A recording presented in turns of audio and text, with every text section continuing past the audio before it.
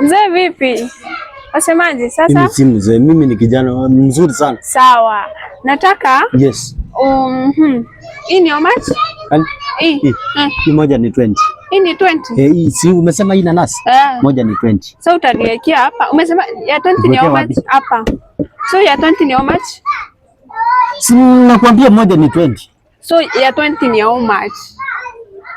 Nakwambia moja ni 20 madam. Hakuna ya 20? Si moja ni 20. Niwekea basi ni how much? Ni how much? Acha kunipima mbangi. Uelewi? Ni how much ya 20? Moja ni 20. Wacha kuniconfuse madam. Basi ni ya 10 ni how much?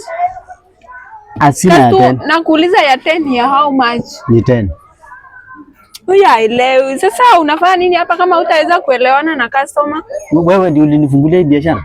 Nakwambia kitu uelewi. Nakuuliza ya 20 ni how much? Unajua naweza nikakugonga na hii ndoo wewe. Unanigonga nini? Unajua mimi naweza nikauza.